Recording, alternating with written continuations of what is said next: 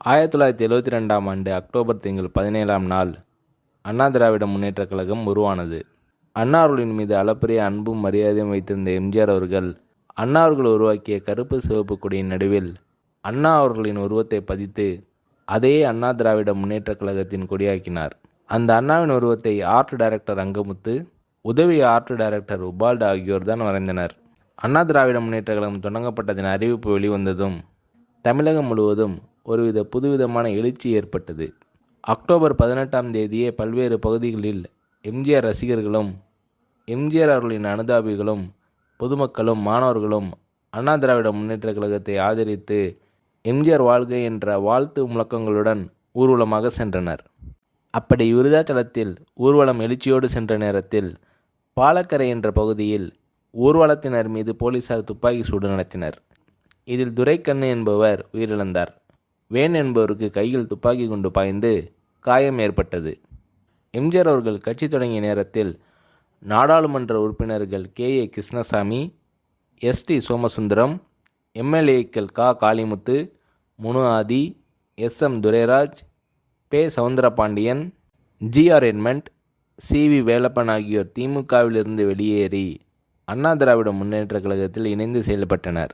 அந்த நாட்களில் மக்கள் தொடர்பு அதிகாரியாக பணியாற்றிய கவிஞர் முத்துராமலிங்கம், மொழித்துறை அலுவலராக பணியாற்றிய கவிஞர் காமராசன் உள்ளிட்டோரும் அதிமுகவில் இணைந்து பணியாற்றினர். சில நாட்களில் நாஞ்சில் மனோகரன், ராஜா பிள்ளை, KM சுப்பிரமணியம் உள்ளிட்டோரும் அதிமுகவில் சேர்ந்தனர். கட்சி தொடங்கிய 2 வாரத்தில் மாநிலம் முழுவதும் சுமார் 7000 கிளைகள் துவக்கப்பட்டன. 10 லட்சத்திற்கும் மேற்பட்டோர் கட்சி உறுப்பினர்களாக இணைந்தனர். திமுகவின் உட்கிளைகளாக செயல்பட்ட எம்ஜிஆர் மன்றங்கள் அனைத்தும் அதிமுகவின் கிளைகளாக உருவாகின. அதிமுகவின் முதல் அமைப்பு செயலாளராக KA கிருஷ்ணசாமி நியமிக்கப்பட்டார். தமிழக அரசியல் வரலாற்றில் அதற்கு முன்பு இல்லாத அளவிற்கு அனைத்திந்திய அண்ணா திராவிட முன்னேற்றக் கழகம் ஒரு புதிய அத்தியாயத்தை ஏற்படுத்தியது. ஒரு அரசியல் இயக்கம் தோன்றினால் அது மக்களின் ஆதரவை பெற பல ஆண்டுகள் ஆகும். நீதி கட்சியிலிருந்து பிரிந்து வந்த திராவிடக் கழகமும் அதிலிருந்து பிரிந்து வந்த திராவிட முன்னேற்றக் கழகமும் மக்களின் ஆதரவை பெற பல ஆண்டுகாலம் ஆயிற்று. ஆனால் அண்ணா திராவிட முன்னேற்றக் கழகம் அப்படி இல்லை. பிறக்கும் போதே அந்த கட்சி மக்களின் ஏகோபித்த ஆதரவை பெற்றிருந்தது.